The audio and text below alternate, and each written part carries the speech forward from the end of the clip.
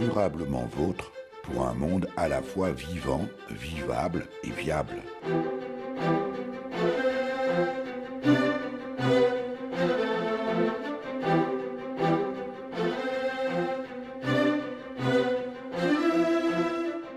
Aujourd'hui, nous évoquerons les rapaces, en particulier les chouettes, et comment tout un chacun et les municipalités peuvent contribuer à leur sauvegarde. Nous sommes à Lalleuf, une commune du Saintois, au sud du département de la Meurthe-et-Moselle, avec l'adjoint au maire, membre de la LPO.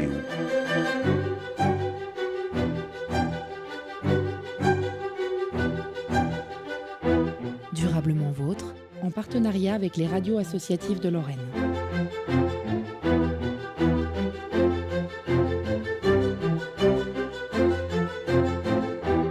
Philippe Schumacher, bonjour. Bonjour Eric. Philippe Schumacher, avant de rentrer dans le vif du sujet, parler bien sûr d'oiseaux avec vous aujourd'hui, j'aimerais que vous nous plantiez le décor. Nous sommes ici à la mairie, mais... Donc nous sommes dans la commune de Lalleuf.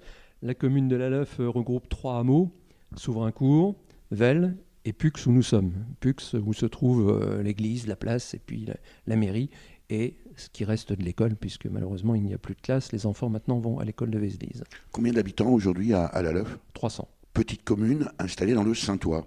Oui, au milieu de la communauté de communes du pays du Saintois, c'est une des 55 communes de cette communauté de communes. C'est une région lorraine encore plutôt verdoyante, essentiellement axée vers la polyculture élevage. Ça imprime le paysage, ça, Philippe Schumacher. Oui, c'est vrai qu'on a encore dans le Saintois une polyculture, enfin bon, avec certaines réserves quand même, parce qu'on a quand même des endroits avec de nombreux hectares en monoculture, mais il y a encore de la polyculture avec de l'élevage. Il reste des endroits boisés. C'est vrai que l'environnement est varié quand même, ce qui, au niveau de la présence animale et insectes et autres, est plutôt favorable. Alors justement, on va y venir.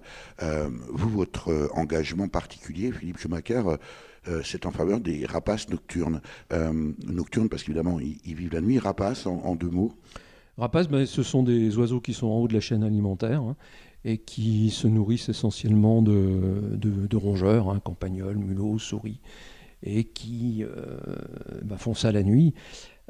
Mais il arrive qu'on les rencontre de jour, les chouettes effraies de temps en temps, et la chevêche, par contre, c'est très courant qu'on la voit dans la journée. Alors qu'est-ce qu'on trouve ici à Lalleuf ? Alors j'imagine qu'elles ne sont pas à Lalleuf parce que c'est Lalleuf, j'imagine aussi que c'est parce que précisément elles trouvent de quoi vivre et plutôt bien vivre. C'est le cas ici à Lalleuf, Philippe Schumacher ? Ah oui, alors on a encore des vergers importants, donc c'est un habitat par exemple qui est très favorable aux chouettes chevêches. Alors on peut les voir de jour, puis on les entend crier la nuit. Elles sont rarement discrètes. Elles ont un cri assez strident, on les entend bien. Alors pour ma part, je les ai observées. J'ai observé donc la chevêche. Il y a un couple qui est pas loin de chez moi, un autre qui est sur Souveraincourt. La hulotte, plus difficile, mais j'ai déjà observé dans mon jardin. Mais elle, on l'entend plus facilement. On la voit rarement, mais on l'entend. Et la chouette effraie qui s'installe souvent dans les anciens bâtiments et qu'on peut voir facilement, elle est facilement reconnaissable puisqu'elle a la tête blanche en forme de cœur. La dame blanche. On l'appelle la dame blanche. Oui. Et c'est vrai qu'on la voit peut-être plus facilement, notamment dans les villages, d'abord chointée. Oui, elle souffle, comme un souffle. C'est pas vraiment un cri. Oui. Vous évoquiez tout à l'heure, Philippe Schumacher, des chevêches, des chouettes chevêches sur la commune de Lalleuf. Est-ce qu'on a une idée de la densité, je ne sais pas si c'est le terme exact, mais le nombre d'animaux ou de couples que l'on pourrait ou devrait trouver sur un territoire comme Lalleuf ? Alors non, j'ai pas de chiffres. Moi, au niveau de mes observations, je sais qu'il y a un couple, parce que je l'ai observé sur Souveraincourt, et un sur Velle. Maintenant, il y en a peut-être d'autres. Il y en a sur le Saintois, puisque régulièrement, il y a des repérages qui sont faits, notamment nocturnes. Il y a la nuit de la chouette au mois de mars, où les gens vont écouter, provoquent aussi en envoyant des enregistrements d'oiseaux mâles pour voir si ça répond, puisqu'il y a des problèmes de territoire, et ça permet de faire un comptage. Et il y a également des gens qui régulièrement passent pour essayer de repérer les animaux, les nids ou voir simplement les oiseaux. Alors, vous particulièrement et personnellement, vous faites précisément ce type de reconnaissance au-delà de du contact visuel au moment où on les voit. Il y a d'autres manières d'être certain de leur présence, que ce soit la chouette hulotte, la chouette chevêche, la chouette effraie. Oui, alors il y a ce qui reste, ce qui reste lorsqu'ils ont mangé, et notamment chez les rapaces, c'est très caractéristique. Alors il n'y a pas que les rapaces, les hérons en ont aussi, il y a d'autres oiseaux, mais ce sont ce qu'on appelle les pelotes de réjection. Alors les pelotes de réjection, c'est ce qui reste lorsqu'ils ont fini de digérer. Ils avalent tout cru sans les mâcher, les petits rongeurs qu'ils mangent, qu'ils attrapent, et lors de la digestion, tout ce qui est viscères, muscles, etc. est digéré, mais pas les os ni les poils. Et se forme alors une petite boule qui regroupe les poils et les os et qui est rejetée par le bec quelques heures après par l'animal. Et donc il les rejette à l'endroit où ils sont perchés à ce moment-là, et c'est là qu'on en retrouve et qu'on peut déterminer quel oiseau est là d'après la taille de la pelote, et puis quand on les ouvre d'après son contenu. Et alors précisément, que mangent ces rapaces nocturnes, Philippe Schumacher? Alors un oiseau comme la chouette chevêche mange à peu près 50 kg de petits rongeurs, d'amphibiens, c'est plus rare, des grenouilles, quelques oiseaux aussi, 50 kg par an. Et c'est considérable pour malgré tout un oiseau bien sûr c'est un des grands oiseaux de notre faune lorraine, mais c'est considérable. C'est vrai que c'est un oiseau qui n'est pas très grand, il fait à peu près 40 cm, il a une envergure aux alentours de 90 cm et pèse à peu près 400 grammes. Mais ce qui augmente aussi la consommation, c'est quand il y a des petits. Ils ont généralement une moyenne de 3 petits, et là il faut fournir. C'est-à-dire quand il y a des petits, ils en amènent beaucoup. Et il arrive aussi qu'il y ait deux couvées dans l'année s'il y a beaucoup de rongeurs disponibles. Ça veut dire aussi, Philippe Schumacher, j'imagine que précisément lorsque on détruit les habitats de ces rongeurs ou que l'on traite les champs, par exemple, contre les insectes et qui vont eux-mêmes impacter la présence de ces petits rongeurs, tout ça est un cycle. Ah bah bien sûr, oui. Dès l'instant où on touche à un élément de la chaîne alimentaire, celui qui trinque au final, c'est celui qui est tout en haut, et les chouettes en font partie, et les rapaces en général. Et l'homme est encore au-dessus. Et l'homme est encore au-dessus, mais là, il a du mal à s'en rendre compte, et il n'a pas vu que ça allait lui tomber dessus un de ces jours. On va sans doute y revenir, Philippe Schumacher. Est-ce que vous-même, vous avez observé, on en parle beaucoup aujourd'hui, de ce déclin des populations d'oiseaux, mais pas seulement, on parle aussi bien sûr de l'effondrement des populations d'insectes. Est-ce que vous l'observez ici, sur la commune de La Leuf? Oui, par exemple avec les hirondelles. Cette année, je veux dire que déjà elles sont revenues tard, plus tard que d'habitude. D'habitude, fin mars, début avril, on voit les premières hirondelles. Là, elles sont arrivées beaucoup plus tard. Et elles sont vraiment très peu nombreuses. Il suffit de lever les yeux et on n'en voit pas. Il y en a quelques-unes qui volent là, mais elles sont très peu nombreuses. Moi, j'ai un couple dans ma grange qui est revenu. J'ai eu peur parce que j'ai cru qu'ils ne reviendraient pas, mais ils sont revenus, mais très tardivement. Et c'est particulièrement visible avec les hirondelles, dont certaines espèces, on estime qu'il y a 80% en 40 ans, 80% des effectifs qui ont disparu. C'est-à-dire que sur 10 hirondelles, il en reste 2. Pour quelle raison? Manque de nourriture essentiellement.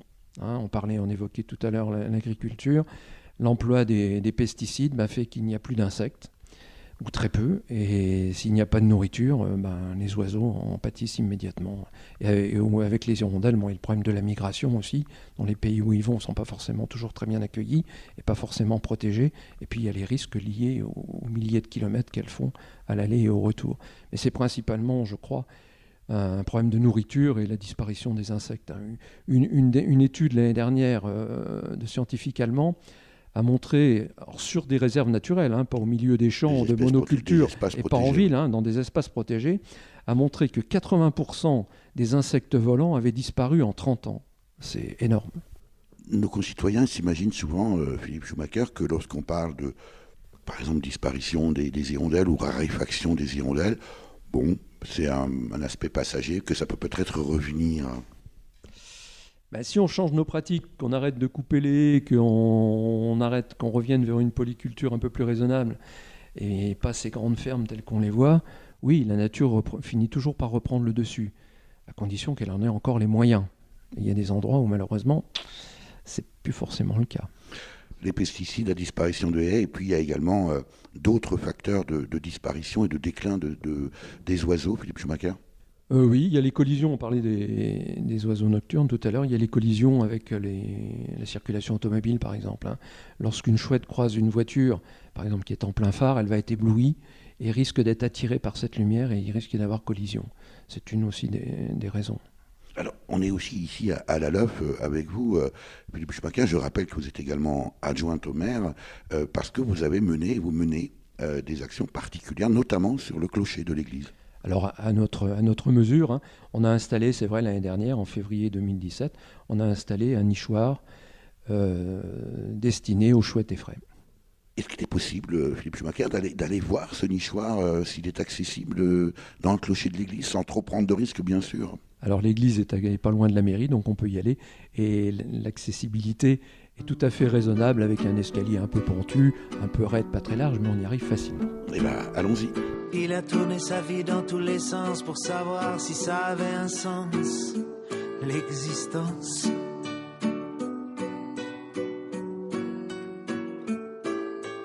Il a demandé leur avis à des tas de gens ravis de donner leur avis sur la vie.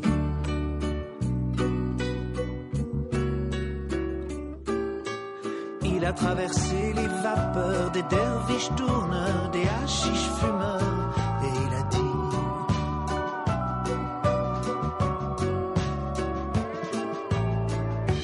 la vie ne vaut rien, rien, la vie ne vaut rien.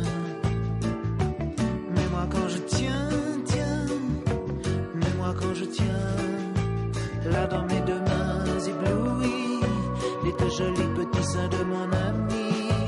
Je dis rien, rien, rien, rien ne vaut la vie.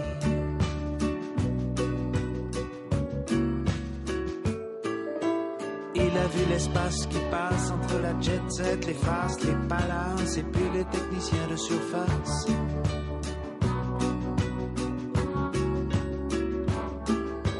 D'autres espèrent dans les clochers, les monastères, voir le vieux sergent Pépère, mais ce n'est que Richard Gere.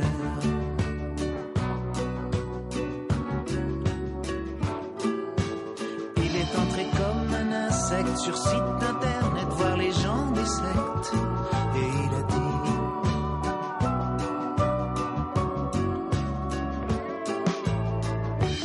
la vie ne vaut rien, rien, la vie ne vaut rien. Mais moi quand je tiens, mais moi quand je tiens, là dans mes deux mains éblouies, les deux jolis petits seins de mon ami, là je dis rien, rien, rien, rien ne vaut la vie.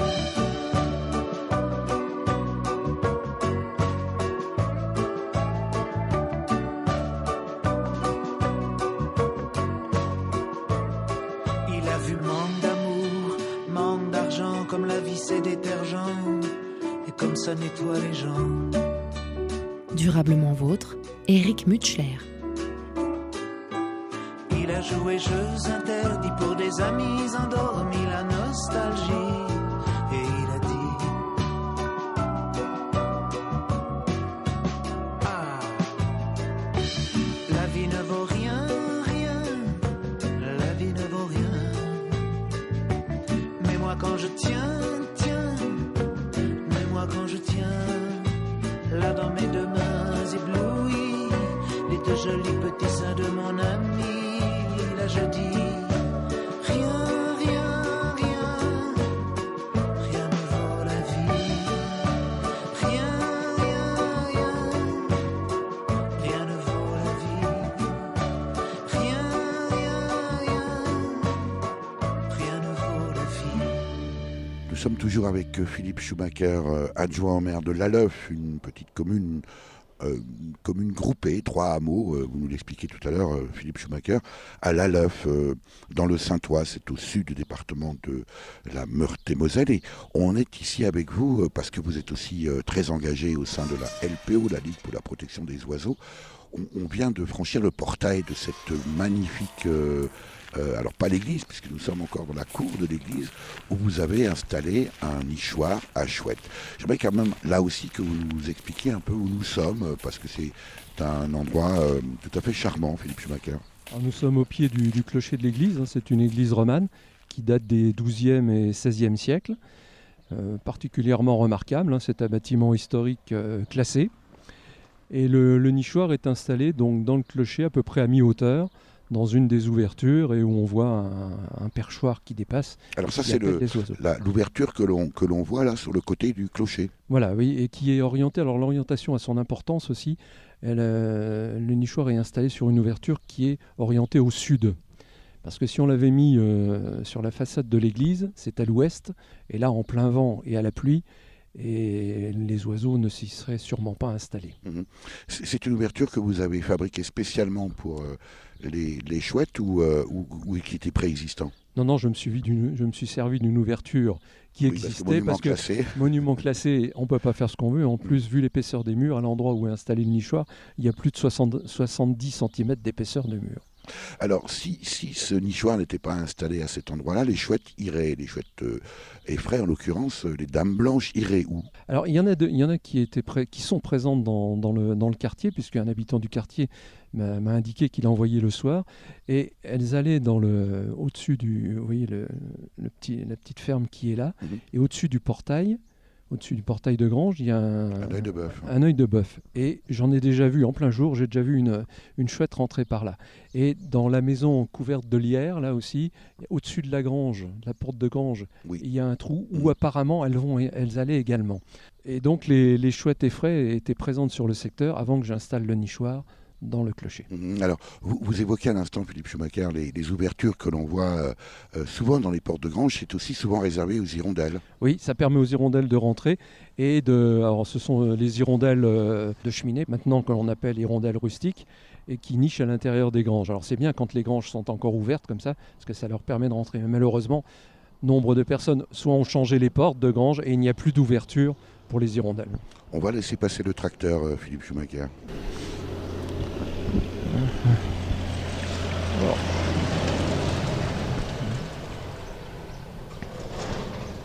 Il y a donc encore des paysans à la Leuf, Philippe? Oui, il y a plusieurs exploitations, c'est 5 ou 6 si je me souviens bien, des assez grosses exploitations autour de l'agriculture, de l'élevage pour la viande, pour le lait. Et il y a également une exploitation qui élève des animaux, lapins, volailles.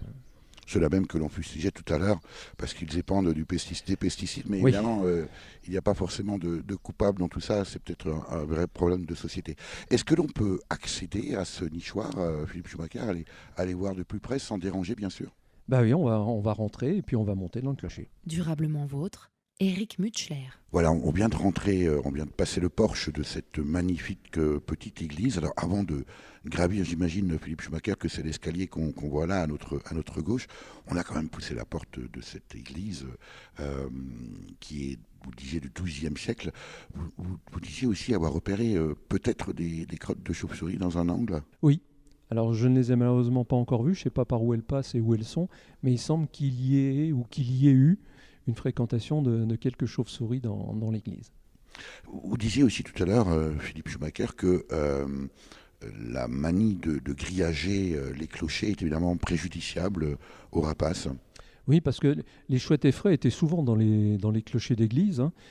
Et puis, bon, il y avait des années où elles n'y étaient pas, et des oiseaux comme les corbeaux ou les pigeons trouvaient l'endroit très bien à s'y installer. Et bien sûr, quand il y a des nuées de pigeons ou de corbeaux, ça fait des dégâts terribles dans les clochers. Et donc, les municipalités ont grillagé les accès des clochers. Et quasiment tous les clochers sont grillagés maintenant. Alors, malgré tout, la vie des chouettes, quelle qu'elle soit, du reste, même les hiboux, que les animaux soient nocturnes ou diurnes, de jour, a quand même heureusement beaucoup évolué. On ne trouve plus de chouettes clouées sur les portes de grange comme naguère, Philippe Schumacher. Oui, heureusement. Les opinions ont évolué. Les rapaces sont protégés en France, totalement protégés depuis 1972, c'est-à-dire qu'il est interdit de détruire les nids, de tuer les animaux, de prendre les petits, de prendre les œufs, de les transporter même morts.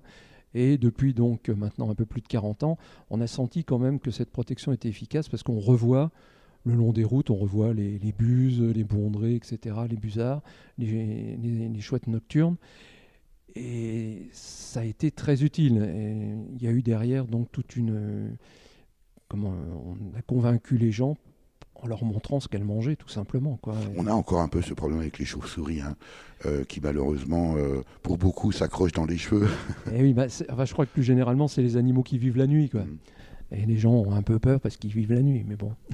On considérait souvent dans les campagnes ces animaux comme annonciateurs de la mort parce que, disait-on, lorsqu'il y avait effectivement un décès dans une famille, eh bien on veillait le mort toute la nuit, il y avait donc une lumière, et dans cette nuit noire, forcément, ces oiseaux étaient attirés par la lumière, d'où les légendes et les croyances. Et ça a eu longtemps la dent dure. Oui, parce qu'une chouette comme la chouette effraie était surnommée la Dame Blanche, donc un fantôme. Et en plus, elle a un cri qui est un peu spécial, c'est un chointement, un souffle, qui peut être un peu impressionnant si on ne voit pas l'animal. Vous avez installé ici, sur l'église de la Loeuf, un nichoir, mais vous n'êtes pas le seul à avoir eu cette démarche-là dans le Saintois, Philippe Schumacher. Non, et pas seulement dans le Saintois, parce que des associations comme la LPO ou l'ASPAS font tout un travail pour justement installer des nichoirs dans les clochers qui sont grillagés, et ça se développe dans toutes les régions de France. Et là, sur le Saintois, à ma connaissance, donc, il y a plusieurs nichoirs d'installer. Il y en a un Gélocourt dans une grange qui était déjà visitée par des chouettes effraies, donc le nichoir a été très vite occupé. J'ai personnellement installé un nichoir dans mon grenier. Bon, elles ont mis 2 ans à le trouver, mais maintenant elles y sont et il y a une nichée tous les ans avec trois petits. Il y a également à Tramont-Émy, à une quinzaine de kilomètres d'ici, où il y a un nichoir qui est également occupé. Et par l'intermédiaire de la commission environnement de la communauté de communes, l'information a été passée à l'ensemble des maires des 55 communes. Alors, il y a eu quelques réponses, mais il y en a eu surtout une donc à Voine-et-Mont qui a répondu favorablement. Alors on est allé voir sur place où on pouvait l'installer. Alors le nichoir n'est pas installé dans l'église parce qu'avec la volée des cloches, c'était pas possible, il n'y avait pas la place. Mais il est installé au-dessus de l'école maternelle, dans le grenier de l'école maternelle où il y avait une petite ouverture et il y est depuis cet hiver. Comment est perçue votre démarche? Vous êtes adjoint au maire, je le disais, Philippe Schumacher. Comment est perçue votre démarche par les habitants de la commune ici à la Loeuf? Je pense que c'est aperçu favorablement, d'autant que là, on installe un nichoir dans un clocher, ça dérange personne. Puis les gens commencent à connaître un petit peu, les gens qui habitent sur la place aussi m'en parlent de temps en temps. Ça avance petit à petit. Il y en a encore qui sont un peu réticents, qui parfois nous traitent d'ornithos ou d'écolos, mais bon, on avance. D'autant que vous intervenez aussi dans le bulletin municipal de la Loeuf, Philippe Schumacher, où vous expliquez précisément la biologie, la vie, de mode de vie de ces oiseaux. Et puis, on n'est pas obligé d'avoir un clocher forcément pour pouvoir installer chez soi de tels nichoirs. Et non, alors, à chaque fois dans le bulletin municipal, j'essaye de mettre quelques pages autour des animaux et surtout des oiseaux. Et donc une des premières pages, ça a été d'indiquer les chouettes qui étaient visibles sur la commune, avec la présentation et les caractéristiques donc de la chouette effraie, de la chouette hulotte ou de la chevêche. J'ai également mis dans un autre bulletin des plans de nichoirs. Alors nichoirs de chouettes bien sûr, mais aussi des nichoirs plus destinés aux passereaux comme les mésanges. Et des habitants m'ont dit qu'ils en avaient fabriqué et installé. Bon, puis qu'ils étaient déçus parce qu'ils n'étaient pas occupés.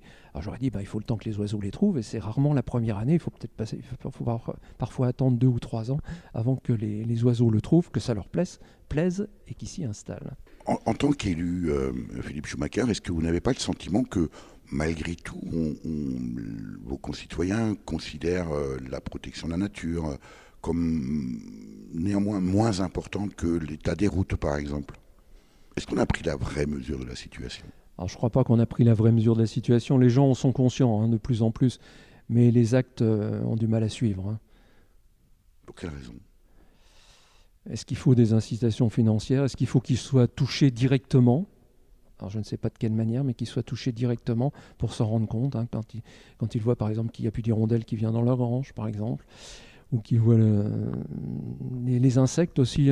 Cette année, je suis un peu surpris par le faible nombre d'insectes que j'ai dans mon jardin. Et que d'ailleurs, on n'a plus sur les pare-brises de nos voitures. Avant, lorsqu'on faisait quelques kilomètres en voiture, il y avait plein de pare-brises, plein de calandres. Maintenant, on peut rouler et on n'a plus à nettoyer le pare-brise. Et ça, c'est vraiment quelque chose dont on se rend compte.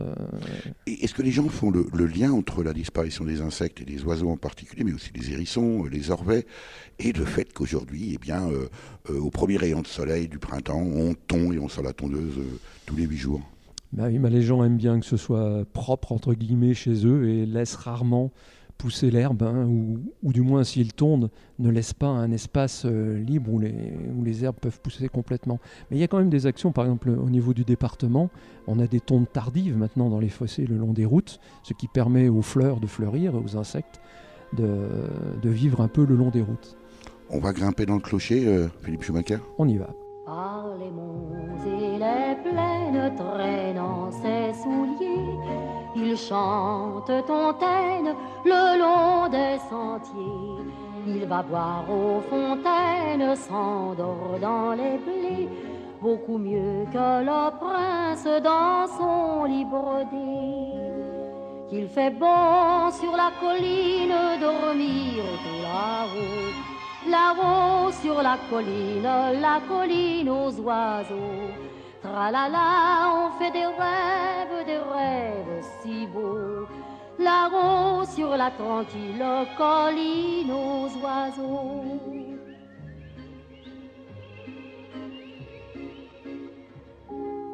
Il connut bien des peines, fit mille métiers, car son pain Tontaine, il faut le gagner pour bâtir pierre à pierre tout là-haut perché, la plus douce chaumière dont il est rêvé.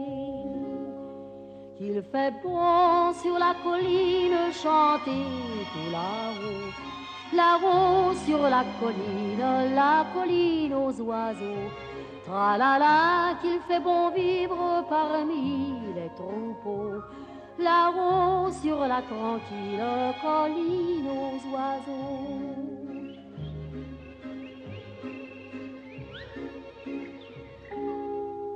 Lorsque sa maisonnette sera terminée, il ira à Tontaine voir sa bien-aimée, lui dira: ma brunette, garde bien ses clés, voici notre domaine pour l'éternité. Il fait bon sur la colline dormir tout là-haut, là-haut sur la colline aux oiseaux. Tralala, je suis la belle qui viendra bientôt, là-haut sur la tranquille colline aux oiseaux.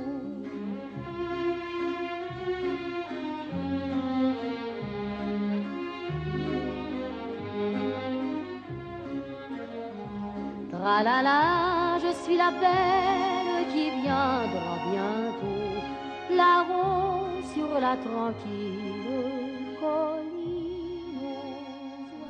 Voilà, nous sommes arrivés presque au sommet, non, c'est à peu près la moitié de ce clocher de l'église de la Leuf avec vous, Philippe Schumacher. Vous êtes adjoint au maire, très impliqué à la LPO, la Ligue pour la protection des oiseaux, et on va découvrir donc ce fameux nichoir que vous avez installé. Mais alors l'espace est assez exigu, hein, c'est un petit clocher, l'escalier est très raide. Il y a en face de ce nichoir, on va quand même dire deux mots, une drôle d'armoire. Oui, alors dans cette armoire, il y a l'ancien mécanisme qui commandait les cadrans des horloges, avec tous ces engrenages, ces contrepoids et son balancier. Hein. Voilà, une très belle œuvre, oui. Alors qui a été installée, si on en croit la plaque qui est posée dessus, qui a été installée en 1891.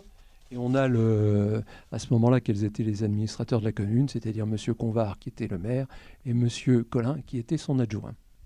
Et ben voilà, les maires aiment bien mettre leur plaque. Alors, vous auriez presque pu mettre la vôtre, Philippe Schumacher, sur cette autre armoire d'un effet très spécial, puisqu'il s'agit de ce fameux nichoir à chouette et frais. Alors, si vous regardez bien, sur le nichoir, il y a des initiales, mais il ne faudra pas le dire.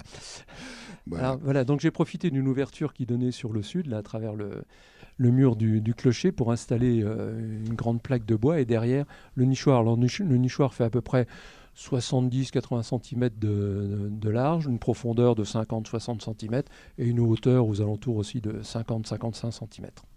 Alors il est particulièrement bien fait, c'est vous qui l'avez usiné, fabriqué, Voilà, oui, c'est moi qui l'ai fabriqué à partir de plans qui sont disponibles auprès d'associations de protection de la nature comme la LPO ou l'ASPAS, qui donnent des dimensions indicatives pour que...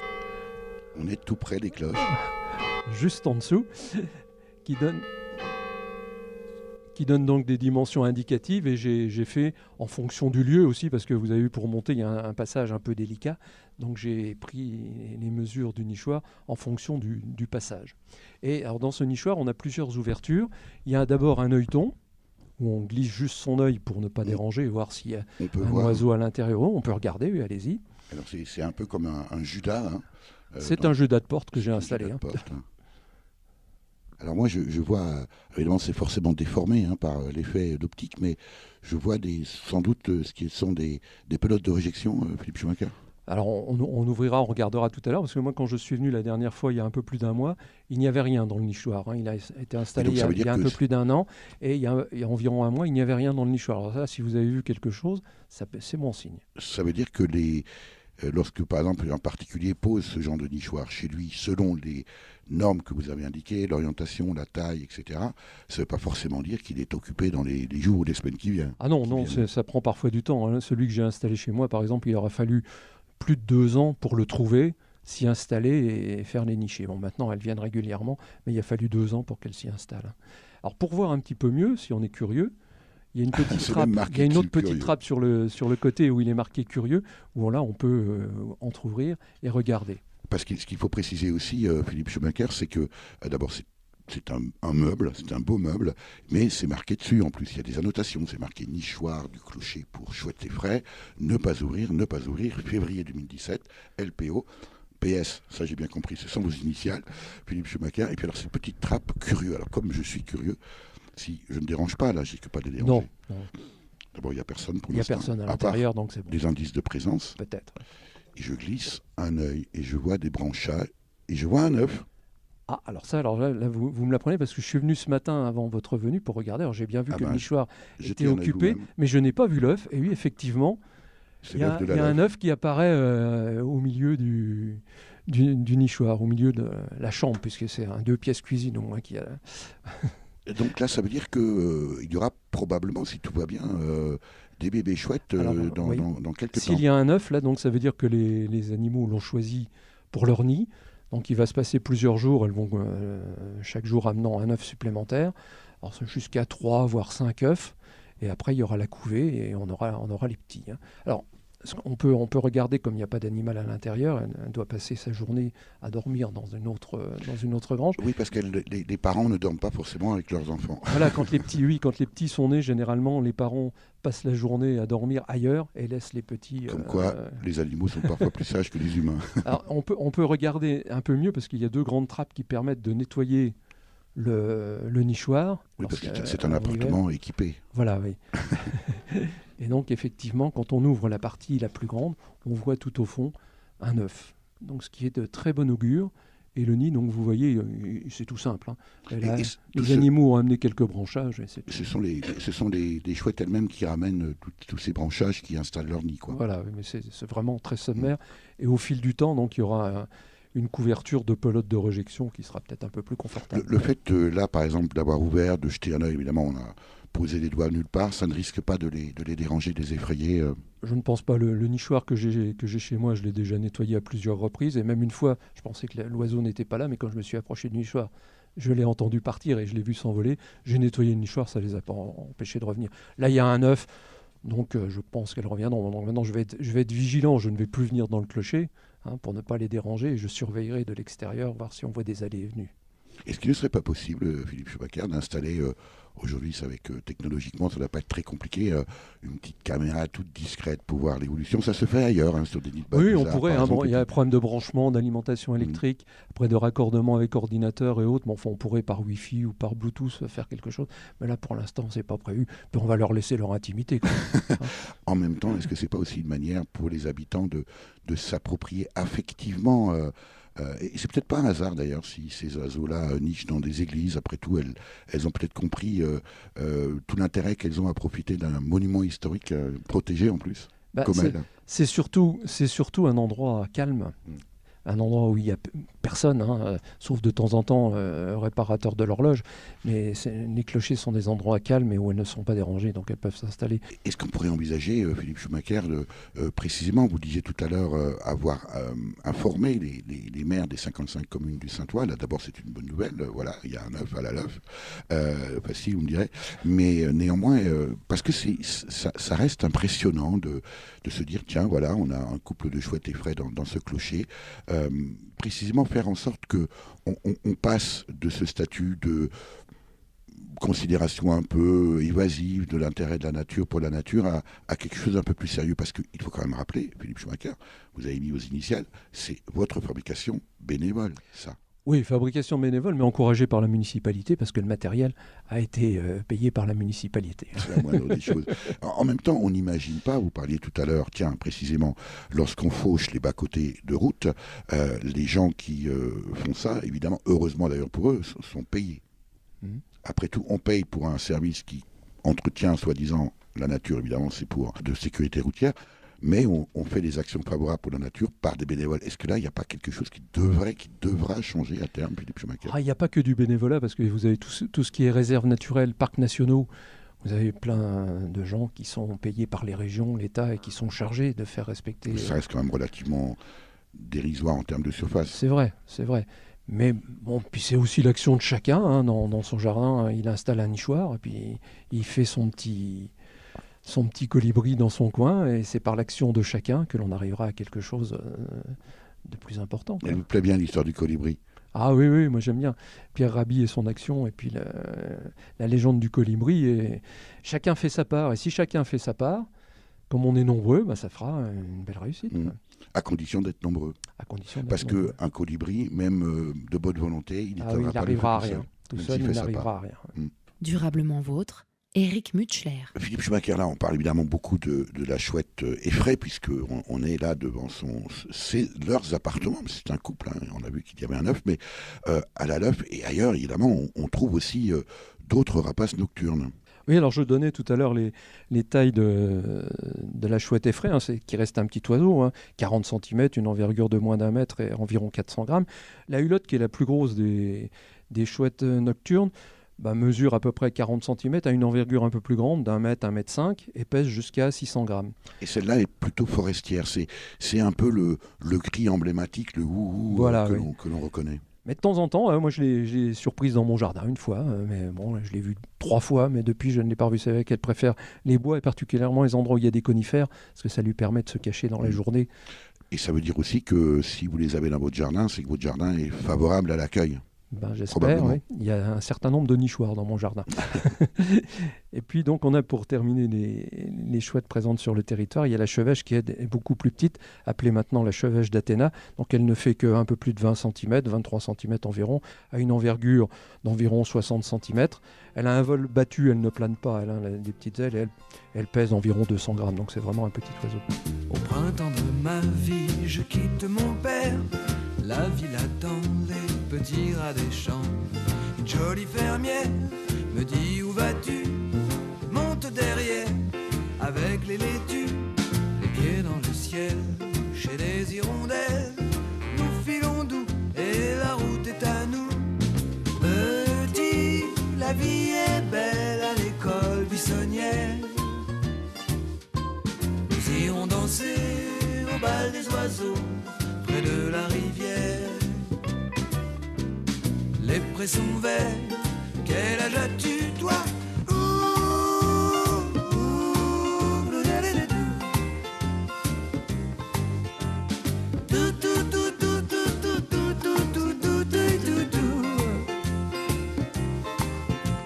Au petit matin, nous voilà en ville. J'ai déjà faim comme un crocodile. J'ai beau demander un café au lait, on me donne rien, même un morceau de pain. La campagne se prête à tout, mais la ville pas du tout. Nous irons danser au bal des oiseaux près de la rivière.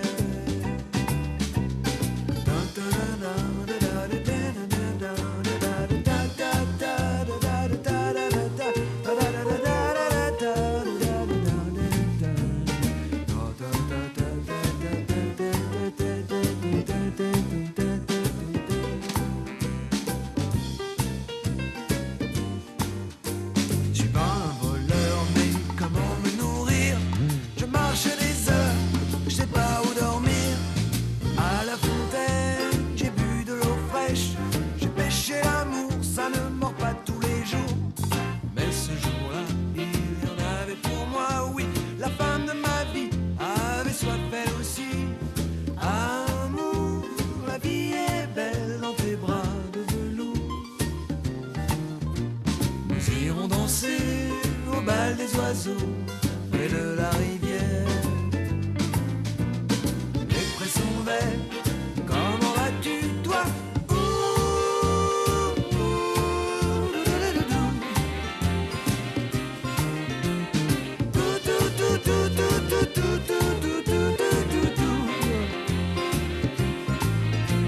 J'ai trouvé une place au piano dans un bar, le Miami Palace, tout près de la gare. Tous les samedis soirs, il y a des bagarres. Je chante mes histoires, des trucs un peu noirs. Amour, je rentre tard, mais demain c'est dimanche. Nous irons danser au bal des oiseaux, près de la rivière, près de l'eau.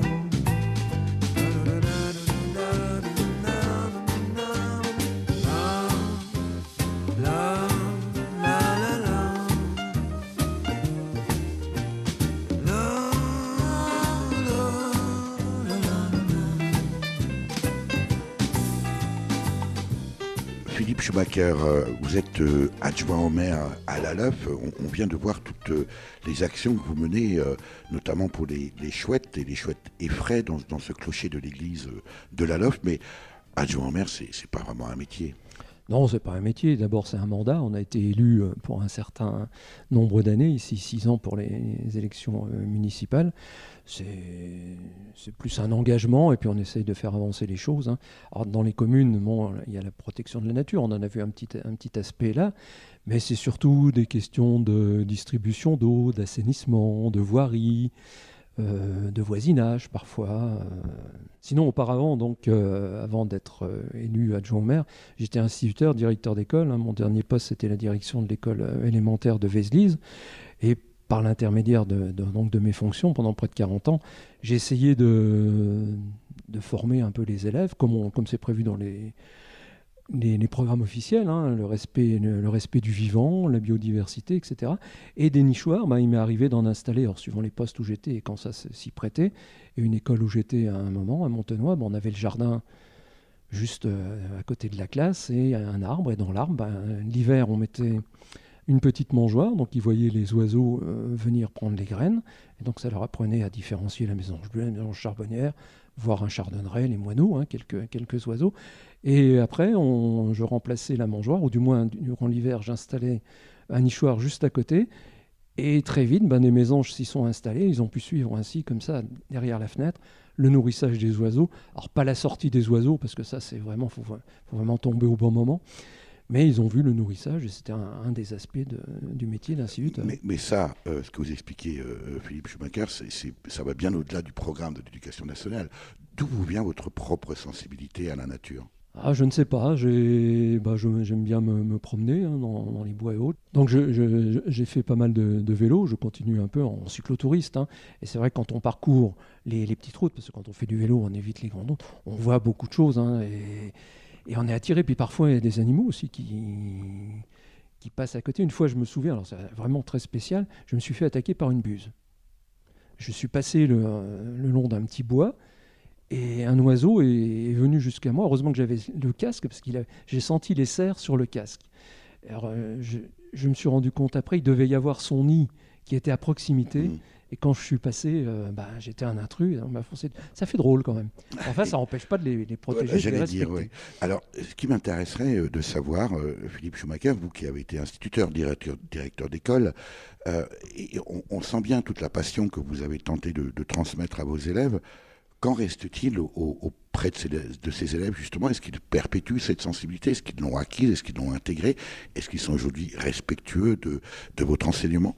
Alors, ils sont très réceptifs, parce que je me souviens avoir fait aussi les ouvertures de pelotes de réjection qu'on a vues. Et quand ils découvrent, et au début, ils pensent que ce sont des crottes, par exemple. Hein, et quand ils ouvrent et qu'ils découvrent à l'intérieur les os, qu'ils découvrent une tête d'oiseau ou les mâchoires d'une musaraigne, et puis qu'on essaye de reconstituer l'animal avec tous les os, les pattes, les ongles, etc., ils accrochent vraiment. Et dernièrement, alors là, c'est parce que je deviens vieux, mais lorsque j'étais à Vézelise, j'ai une de mes anciennes élèves qui est venue inscrire son enfant. Et elle se souvenait d'une étude qu'on avait faite en classe, alors c'est quand j'étais à Brin-sur-Seille, Et on avait étudié les chrysopes. Les chrysopes, ce sont des petits insectes volants qui se réfugient dans les maisons, qui sont verts, qui deviennent gris en hiver pour qu'on les voit pas trop. Voilà, et on les avait étudiés. Et elle m'a dit, je me souviens de ça. Et ça l'avait marqué. Mais ça, ce sont peut-être les élèves qui sont en primaire, mais plus tard, lorsqu'ils deviennent adultes. Alors malheureusement, lorsqu'ils arrivent à l'adolescence, je crois que l'environnement passe après tout l'environnement actuel autour d'eux, les téléphones portables, les magasins, tous les habits qu'il faut avoir. Donc ils oublient un peu ça. Et après, lorsqu'ils deviennent un petit peu plus vieux, qu'ils ont à leur tour des enfants, peut-être que ce qu'ils ont vu à l'école primaire leur revient et là deviennent un peu plus acteurs, ne serait-ce qu'en roulant moins vite sur la route pour éviter le renard qui traverse ou installer un nichoir dans son jardin. L'invité de Durablement Vôtre, coup de gueule ou coup de cœur?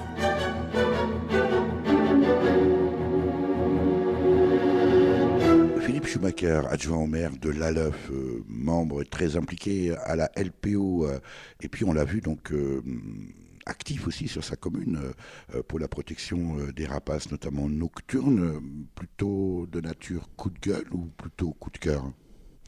Alors il y a les deux. Coup de gueule, il y a quelque chose qui m'énerve régulièrement lorsque je prends la voiture ou que je me promène à vélo sur les routes.